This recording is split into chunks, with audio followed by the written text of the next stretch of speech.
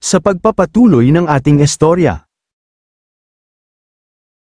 Mula sa mga labi ng nakaraan at sa mga salita ni Ko Hong, nabunyag ang isang katotohanang puno ng hiwaga, ang kanilang kinapapadyakang lupain ay kilala bilang isang immortal forsaken land. Ang pagkakatatag nito, ayon sa kanyang salaysay, ay nagugat sa isang dakilang pagwasak na naganap libu-libong taon na ang nakalipas sa sinaunang daigdig ng mga cultivator. Noong mga unang araw, walang cultivator ang nagbigay pansin sa kakaibang salot na kumakalat sa mga mortal. Ngunit nagbago ang lahat nang ang pinakaunang cultivator ang mahawa, ang salot, na parang apoy sa tuyong damo, ay lumakas at mabilis na kumalat sa hanay ng mga cultivator. Ang paraan ng pagkalat nito ay nakapanghihilakbot, ang mismong spiritual energy na siyang buhay at sandigan ng mga cultivator ang naging tagapagdala ng sakit. Sa pamamagitan ng espiritual na enerhiya ng kalangitan at lupa, ang salot ay humagibis at pumagitna sa buong daigdig ng pag-cultivate. Para sa mga nahawa, kahit isang maliit na bakas ng salot ay sapat upang ibagsak ang kanilang mga cultivation sa magdamag, at gawin silang kapareho na lamang ng isang karaniwang mortal. Hindi nagtagal, ang kanilang mga katawan ay magsisimulang mabulok at ang kanilang daw ay mawawala, tuluyang bumabalik sa kalangitan. Dahil sa matinding takot at galit, ang mga cultivator ay ibinaling ang kanilang puot sa mga mortal, na itinuturing na pinagmula ng kapahamakan. Sumunod ang isang malawakan at madugong pagpatay. Ngunit, ang pagpatay na ito ay pinigil din, natuklasan ng mga cultivator na ang pagkasawi ng mga mortal ay walang nagawa upang pigilan ang salot. Sa katunayan, ito ay lalong lumakas at kumalat ng mas mabilis sa pamamagitan ng espiritual na enerhiya. Sa gitna ng kaguluhang ito, ang mga cultivator ay hindi sumuko. Sa isang panig, may mga nagsikap na lumikha ng lunas o paraan upang labanan ang salot. Sa kabilang banda, ang mga sect ay nagmungkahi ng isang plano na kilala bilang The Great Migration Plan. Ang plano ay ang pagtataboy sa lahat ng mortal patungo sa mga nakapaligid na lesser realms at fragmented grotto heavens, mga lupang walang espiritual na enerhiya. Sa kanila tinakpan ng mga daan patungo rito gamit ang makapangyarihang formations, tinitiyak na hindi na makakabalik pa ang mga mortal. Sa loob ng mahabang panahon, ang daigdig ng pag-cultivate ay naging malaya sa mga mortal. Ngunit, hindi lahat ng anak ng mga cultivator ay may kakayahang mag-cultivate. Sa pagdaan ng mga siglo, ang mga bagong mortal ay muling isinilang. Sa loob ng kanilang mga katauhan ay nanatili ang mahihinang bakas ng sinaunang salot, dahil ang salot na ito ay sumisira sa landas ng pag-cultivate. Ang sinumang nagmula sa lahi ng mga mortal at nagnanais na tahakin ang landas ng immortalidad ay kailangan munang alisin ang miasma mula sa kanilang katawan. Sa paglipas ng panahon, ang salot na ito ay naging simbolo ng hangganan sa pagitan ng immortal at mortal, at pinangalanang Immortal Mortal Miasma. Ayon sa matandang tala na binasa ni Li Fan, itinatag ng mga ninuno ng mga immortal sect ang mga lupang ito ng pagpapatapon upang maiwasan ang kanilang mga alagad na malihis sa landas ng Dao. Para sa mga mortal, ang mga rehiyong ito ay kilala na lamang bilang The Immortal Forsaken Lands.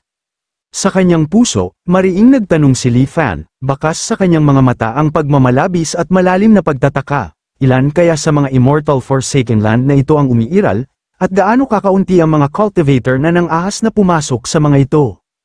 Ang pagkakatagpo niya ng dalawa ay itinuring niya na isang pambihirang kapalaran.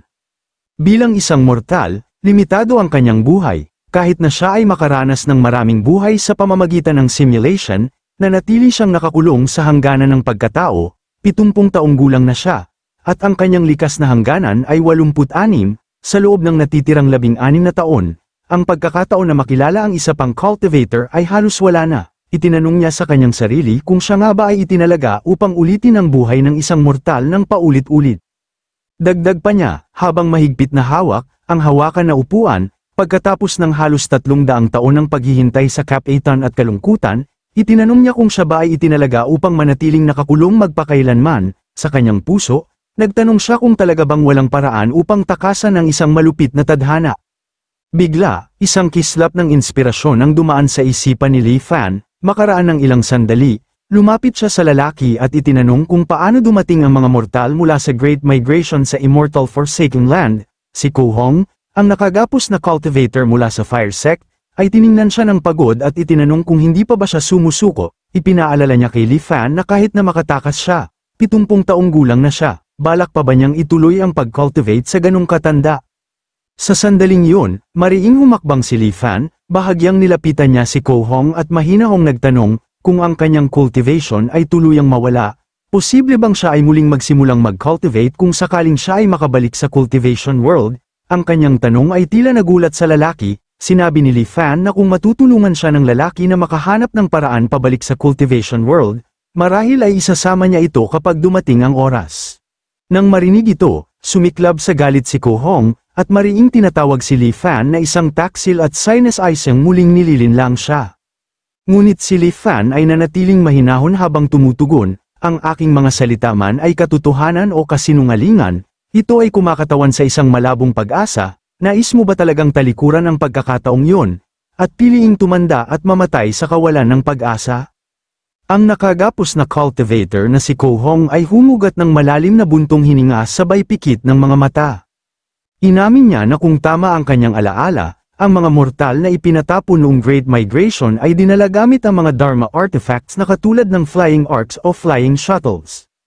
Noong mga sinaunang araw na yun, ang cultivation world ay malawak at masagana, puno ng makapangyarihang mga sect, ang mga artifact ng transportasyon tulad ng mga ito ay karaniwan. Gayunpaman, isang malaking sakuna ang sumunod na tumama sa kalangitan at lupa, sa gitna ng kaguluhan, ang mga cultivator ay nangangamba para sa kanilang sariling kaligtasan at nagsimulang kumilos ng mag-isa. Mula noon, ang mga flying arcs at shuttles ay bihira ng makita. Nagulat si Li Fan sa kanyang mga salita at nagtanong kung ang cultivator na si Ko Hong ay tumutukoy ba sa kakaibang salot na kumakalat sa mundo na kilala bilang Immortal Mortal Miasma. Nang marinig ito, bagayang umiling si Ko Hong, kalmado itong nagpaliwanag na bagamat ang miasma ay talagang kakaiba, ito ay hindi sapat na makapangyarihan upang igunaw ang mismong pundasyon ng cultivation world. Ang tunay na dahilan kung bakit ang miasma ay kumalat ng malawakan ay dahil ang karamihan sa mga cultivator ay namatay na sa isang mas malaking kapahamakan na nauna rito. Samantala, mariing naalala ni Li Fan ang mga turo ng Great Tao of the Golden Core, maaari lamang magkaroon ng isang tunay na landas ng immortalidad, bagamat maraming mga pamamaraan para sa pagbuo ng isang Golden Core. Hindi mabilang na mga cultivator ang nanatiling nakakulong sa foundation establishment stage, inulit niya ang mga salita ng cultivator, at nagtanong kung totoo na ang mga immortal technique ay hindi maaaring isagawa ng higit sa isang tao ng sabay. Marubdob naman itong kumpirmahin ni Ko Hong habang sumasagot ng, noong unang panahon, walang ganitong paghihigpit. Noon, hindi mabilang na mga sektang umunlad, nagbubukas ng kanilang mga pintuan upang tanggapin ang mga alagad at ibahagi ang kanilang mga sining. Ang mga cultivator ay may gabay mula sa kanilang mga maestro at suporta mula sa kanilang mga kapwa-alagad na nagsasagawa ng parehong mga pamamaraan, malayang nagpapalitan ng mga pananaw, nagsasapawan upang mapabuti ang bawat isa, at sumulong ng magkakasama. Ang buong cultivation world ay minsang naging masigla at puno ng buhay. Ngunit ang pagkakaisang iyon ay hindi nagtagal, isang araw, ang kahusayan ng pag-cultivate sa buong mundo ay bumagsak ng husto. Habang nagninilay-nilay, ang mga cultivator ay nagsimulang makaramdam ng isang hindi nakikitang koneksyon sa loob ng kanilang mga puso, na nagpapahintulot sa kanila na maramdaman ng eksakto kung gaano karaming iba ang nagsasagawa ng parehong pamamaraan ng sabay-sabay. Ang kanilang natuklasan ay nakapangingilabot, kapag mas maraming tao ang nagsasagawa ng parehong pamamaraan ng sabay, mas mahina ang pag-unlad ng bawat cultivator. Habang lumilipas ang mga taon, hindi mabilang na mga practitioner ang nakatagpo ng kanilang mga sarili na hindi makausad kahit isang hakbang. Nang ang kanilang mga buhay ay malapit ng magwakas, ang pagkabigo at kawalan ng pag-asa ay lumago sa puot, sa lalong madaling panahon, kahit na ang mga maestro at alagad, na dating nagtitiwalaan, ay nagsimulang ibaling ang kanilang hangarin sa pagpatay sa bawat isa. Ang mga martial na magkakapatid na dating nagsasagawa ng magkakasama, ay naging mortal na magkaaway sa magdamag. Isang kapahamakan ang humagibis sa buong cultivation world. Ang paniniwala ay nag-ugat na ang sinumang nagsasagawa ng parehong pamamaraan tulad ng sa sarili ay isang hadlang sa landas patungo sa Tao, at ang mga hadlang na yun ay dapat alisin. Kahit na ang mga rogue cultivator na naghahanap ng kanlungan sa mga liblib na bundok o nakatagong mga kaharian ay hindi nakaligtas, ang mga nagsasagawa ng parehong pamamaraan ay mahiwagang naaakit sa isa't isa, na may kakayahang maramdaman ang lokasyon ng bawat isa sa pamamagitan ng hindi nakikitang bono na nilikha ng kanilang ibinahaging pamamaraan. Dahil ang mga immortal technique ay hindi na maaaring linangin ng higit sa isang tao, Paano na ngayon nagsasagawa ang mga cultivator? Ano na ang kalagayan ng cultivation world sa kasalukuyan? Pagtatakang tanong ni Li Fan. Si Ko Hong ay mabigat na nagbuntong hininga bago sumagot. Ipinaliwanag niya na sa kasalukuyang panahon, ang mga nagnanais na mag-cultivate ay may ilang mga pagpipilian lamang. Ang una ay sumali sa Myriad Immortals Alliance, isang maluwag na koalisyon ng hindi mabilang na mga cultivator. Sa loob ng alyansa, maaaring magpalitan ng mga contribution point para sa mga pamamaraan ng pag-cultivate at mga mapagkukunan. Ang mga punto ay nakukuha sa pamamagitan ng pagkumpleto ng mga misyon o pakikipagkalakalan sa iba, na nagpapahintulot sa mga cultivator na dahan-daang buuin ang kanilang lakas sa pamamagitan ng serbisyo at palitan.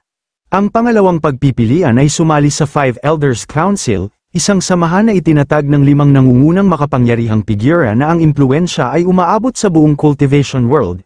Ang sinumang may kakayahan para sa pag-cultivate ay maaaring voluntaryong sumali at pumili ng isang pamamaraan upang isagawa. Ang presyo, gayunpaman, ay matarik, kailangang pirmahan ang isang sole contract at paglingkuran ang konseho para sa isang takdang panahon. Nang marinig ito, kumunat ang noo ni Li Fan, bakas sa kanyang mukha ang halong pag-aalangan at pagtataka habang nagwiwakas sa paraan ng paglalarawan nito. Tila ang mga pamamaraan ng pag-cultivate mismo ay naging mga pambihirang kayamanan sa mundo. Si Ko Hong ay nagbigay ng isang mahinang, mapait na ngiti. Ipinaliwanag niya na ang mga pamamaraan na nakuha sa pamamagitan ng mga naturang samahan ay lahat hindi kumpleto. Sa paglipas ng mga taon, ang mga pangunahing kapangyarihan ay masigasig na nagtala ng mga bagong pamamaraan ng pag-cultivate, ngunit ang mga ito ay maaari lamang dalhin ang mga practitioner hanggang sa rurok ng Qi Condensation Realm. Upang sumulong sa higit na rito at magtatag ng isang Dao Foundation, ang isang cultivator ay kailangang talikuran ang kanilang lumang pamamaraan at magpatibay ng isang bago, at ang parehong naangkop sa mga kaharian sa itaas ng foundation establishment. Nang marinig ito, nalito si Li Fan at mariing nagtanong kung ano ang eksaktong ibig niyang sabihin sa paglipat ng mga pamamaraan, kung ang isang cultivator ay kailangang magsimulang muli sa bawat oras na sila ay sumulong sa isang bagong kaharian. Hindi ba nangangahulugan yun na ang lahat ng kanilang nakaraang pagsisikap ay nasayang? Umiling si Ko Hong at tumugon na ang pagkawala ay maiiwasan sa pamamagitan ng fragment of the Supreme Primordial True Scripture. Ito ay hindi isang pamamaraan ng pag-cultivate sa sarili nito, ngunit isang lihim na pamamaraan. Ang pag-andar nito ay nagpapahintulot sa isang cultivator na kusang pagkalat ang kanilang kasalukuyang kaharian ng walang makabuluhang pagkawala. Pagkatapos gawin ito, maaari silang lumipat sa isa pang pamamaraan at mabilis na mabawi ang kanilang orihinal na lakas. Nagulat si Li Fan, sinabi niya na ang gayong himalang pamamaraan ay tila halos masyadong maginhawa, na lumilitaw lamang kapag ang mundo ay nangangailangan ito ng pinakamahalaga. Kung wala ito, iilan ang tatanggap sa patuloy na ikot ng pagpapakalat at muling pag-cultivate. Ang cultivator ay muling nagbuntong hininga. Sinabi niya, ano ang magagawa? Ang isang tunay na pamamaraan ay mas mahirap hanapin kaysa sa alikabok ng ginto. Kahit na si Dao Xuanzi ay namatay nang hindi kailanman natanto ang dahilan, ang pagtakas ko sa core formation method na iyon ay hindi lamang dahil ito ay makapangyarihan, ito ay dahil ito ay isang tunay na pamamaraan, isa na maaaring humantong ng direkta sa nascent soul realm. Napatigil si Li Fan sa hindi paniniwala, ang mga salitang nascent soul true method ay umalingaw-ngaw sa kanyang isipan, na nagdadala ng parehong pagkabigla at pagkamangha. Pagkatapos ipaliwanag ni Ko Hong ang pangunahing kaalaman ng cultivation world, tulad ng kung paano ang kamatayan ng isang cultivator ay maaaring mag-trigger ng mga celestial phenomena sa loob ng isang tiyak na hanay, sa wakas ay dinala ni Leon ang pangunahing paksa. Nagtanong siya kung narinig na ni Ko Hong ang bulong-bulungan na sa loob ng libu-libong taon, ang mga mortal mula sa Immortal Forsaken Lands ay lihim na bumabalik sa cultivation world. Tumugon si Ko Hong na narinig niya ang mga bulong-bulungan. Ngunit ang mga ito ay karamihan sa mga walang kabuluhang usapan, mga walang batayang tsismis mula sa mga kalye na walang anumang patunay. Walang usok kung walang apoy, sabi ni Li Fan ng mahinahon, kung minsan ang mga tsismis ay naglalaman ng mga piraso ng katotohanan, hanggat mayroong kahit isang piraso ng pag-asa, hindi ako sesuko. Napabuntong hininga si Ko Hong, hindi ko talaga naiintindihan kung paano ang isang matandang lalaki na isang paa na sa hukay ay maaaring magpakatigasan pa rin. Ngunit ang boses ni Li Fan ay matatag, kung tutulungan mo akong makahanap ng paraan pabalik sa cultivation world, hindi lamang kita pakakawalan at isasama, ibabalik ko rin ang lahat ng mga ari-arian ni Dao Xuanzi, kasama na ang nascent soul through method na yun. Nang marinig ito, ang mga mata ni Ko Hong ay lumaki dahil sa hindi makapaniwala, bakas sa kanyang mukha ang matinding gulat at pagtataka, habang mariing nagtanong, si seryoso ka ba? Siyempre, kalmadong tugon ni Li Fan, ang kanyang tono ay hindi nagbabago, pagkatapos ng mahabang katahimikan, sa wakas ay sumang-ayon si Ko Hong, kung gayon, gagawin ko ang aking makakaya upang matulungan ka. At kaya, sa patnubay ni Ko Hong, sinimula ni Li Fan ang pagkolekta ng mga makasaysayang tala at sinaunang teksto mula sa bawat sulok ng lupain, na walang pagod na naghahanap ng mga pahiwatig tungkol sa panahon ng Great Migration. Sa parehong oras, kanyang ginamit ang kanyang hukbo upang maghukay ng mga site at magtuklas ng mga guho, na umaasang makakita kahit na ang pinakamalabong bakas ng ebidensya. Ang kanyang pagkahumaling ay nilamon ng bansa, ang mga hinaing ng mga tao ay kumukulo, araw-araw ay nagsumite ng mga petisyon ang mga opisyal upang pigilan siya, ngunit pinigilan silang lahat ni Leon sa pamamagitan ng lakas.